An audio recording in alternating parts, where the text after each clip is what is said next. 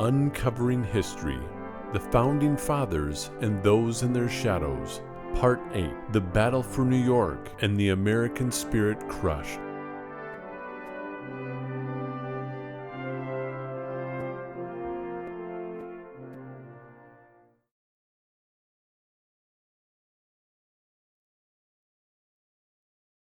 As the dust settled on Long Island with the Americans being summarily defeated by the superior British forces, Ambrose Serrell said that the stench of death on the battlefield from the corpses was too much to bear. It was a terrible sight, said one German mercenary, as body parts were scattered everywhere from soldiers being shot or hacked to pieces. Shortly thereafter, 5 British ships gently glided into Kip's Bay, swiveled their big guns toward the American defenses on Manhattan Island, and began to shred them to pieces.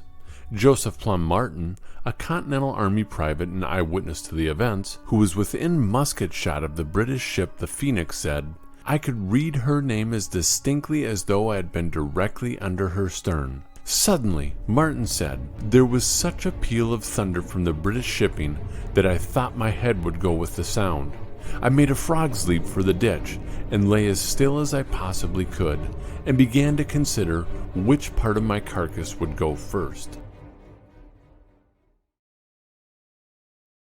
After the British pounded away and blew away any remaining rebel resistance to smithereens, about 4,000 Hessian mercenaries made landfall and began to mercilessly kill any remnant of American resistance in their path, shooting dozens that surrendered in their heads. About 4 miles away in Harlem Heights, Washington heard an express of muskets and the roar of cannon fire. Mounting his horse, he made a mad dash towards the action.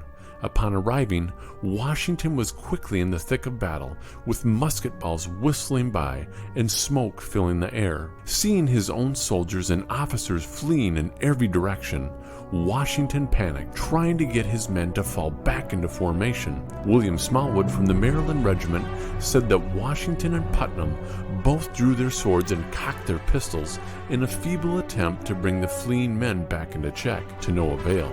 In a rare display of anger, Washington threw his hat to the ground and said, "Are these the men with which I am to defend America?" According to one eyewitness account, Washington began to whip his officers as they retreated. How strange and embarrassing it must have been for the general of the American army to attack his own men instead of the enemy in the midst of a critical battle. After being left alone on the battlefield, instead of retreating back to safety, Washington sat on horseback and lifelessly stared at some 50 British soldiers charging him from about 80 yards away. Facing certain death, Washington's aides galloped alongside him and, grabbing the bridle of his horse, they led him to safety. No doubt Washington's valet, William Billy Lee, was among those that rode up to Washington's aid to save him from certain death from the musket and or the bayonet. Nathanael Greene believed Washington was suicidal in a moment of disaster and defeat as his army was scattered and decimated. Militarily speaking, Washington hit an all-time low as the city of New York had been lost, his officers left scrambling, and his army ravaged and beaten so badly that the war seemed all but over. New York, as previously notated, had long been viewed as the strategic city for the rebels to hold, and the key to winning the war was now lost. Rather than pursuing the fleeing Americans, General Howe sought mercy over war and was kind enough to again temporarily withdraw his forces, allowing the remaining Americans to retreat and surrender. The Howe brothers sincerely believed that after a crushing defeat in the opening battle of the war and the loss of New York, that the Americans would come to their senses. They even extended an olive branch to the Americans, stating that if they turned back to the crown, they would be pardoned and forgiven of the grievous error of treason. Many Americans did just that. They returned to the crown, some even signing a declaration of dependence to King George and the mother country. The rout of the rebels in New York was such a statement that many did in fact acknowledge defeat, as numerous Americans believed they had made a mistake. When news of the British victory in New York reached London, celebrations and parties ensued. The stock market went up, and everyone believed the war was essentially over. The talk on the street was what every Londoner had imagined. Once the rebels were put into check by the greatest military in the world, they would come to their senses on reliance of her.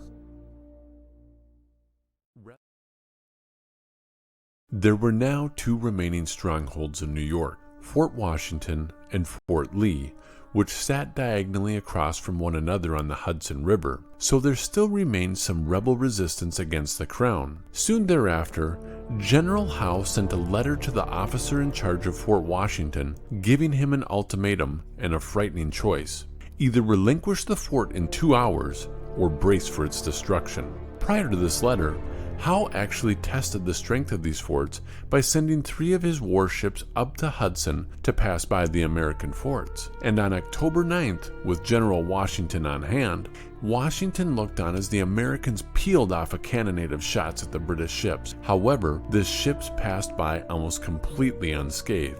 Baffled by what he saw, Washington believed the fort to be of little or no value, as it could not complete the task that it was designated to do, namely, prevent the enemy ships from gaining access up the Hudson River. Washington then consulted the general and commander of the fort, Nathanael Greene, telling him that it would be in his best interest to evacuate the remaining men from the fort. Greene, however, wrote back to Washington arguing that he and his men would be able to prevent the British from upheaving the fort and capturing it. In another indecisive and seemingly bad decision, Washington acquiesced to Greene's request, allowing him and his men to remain at the fort rather than take the defensive and retreat back to safety. To Washington's defense, for allowing Greene to make the decision and hold the fort, one must understand the context of this decision. Nathanael Greene was a 34-year-old general that was extremely well educated in warfare, having studied it extensively.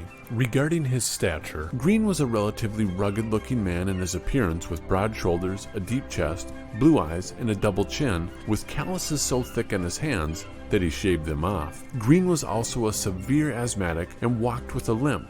Formerly a Quaker, he was expelled by the Quakers in 1773 for entering a tavern. But Washington trusted Greene, perhaps more than any of his generals, because of his military genius and his devotion to Washington and the cause, thus granting him the permission to retain the fort. Greene was one of Washington's most trusted generals, and throughout the war, Greene would write some 600 letters to His Excellency or Washington. Even Henry Knox would later say of Greene that he was the rawest among us. In less than a year's time, he could go toe-to-toe, militarily speaking, with any experienced general.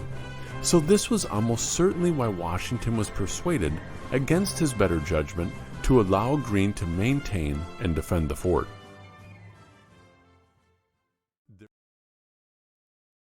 Fort Washington was an octagonally designed fort that was perched on a hilltop consisting of solid rock, and was not conducive for a land assault because digging trenches was nearly impossible. The fort was also specifically designed to attack and destroy passing enemy ships on the waterways, but not from the ground, so the major weapons of the fort were fixed on the Hudson River and unable to pivot towards land for any possible ground assault. It was also small in size, holding up to 1,200 men, so the fort and any attempt to hold it had all the ingredients for another disaster and defeat. Later on in the month of November, the British again tested the fort, sending 3 more ships up the Hudson, again with almost zero impedance. By now, Washington sincerely questioned Greene in his decision of holding the fort and not evacuating. Greene, however, remained adamant regarding the rebels' ability to hold the fort, to which Washington once again consented. At this point, Greene added more men, some 3,000, along with a massive number of supplies. Little did Greene know, General Howe was sending some 13,000 British soldiers and Hessians his way to utterly demolish and destroy anyone in their path. When Washington heard news of the colossal British plan to invade the fort, he sped off to Fort Lee as quickly as possible. Upon arriving at sundown, Washington was informed that Generals Greene and Putnam had just left in a small boat crossing the Hudson towards Fort Washington. In a panicked state, Washington likewise quickly boarded a boat, and while crossing the river, he managed to catch up with the men, warning them of the grave danger. But the men remained confident that they were capable of staving off a British assault, again convincing a seemingly indecisive Washington of allowing them to move forward with their plan. Spending the night at Fort Lee, Washington and General Hugh Mercer boarded a boat and began the short trek to Fort Washington. But it was too late. Suddenly, a roar of cannon and musket shot echoed through the river valley. The British had just converged almost completely undetected and unleashed a multi-sided assault on the fort and were now in the process of executing it. Washington and Mercer quickly dashed down the river towards Harlem Heights to the Roger Morris Mansion, which was highly elevated and perched on a hilltop, providing a clear view of the imminent danger these men were now in. Now, Washington could only watch as the British and Hessian forces collapsed on the fort. Soon, some 3,000 men were retreating and being squeezed into the fort that could hold a maximum of 1,200.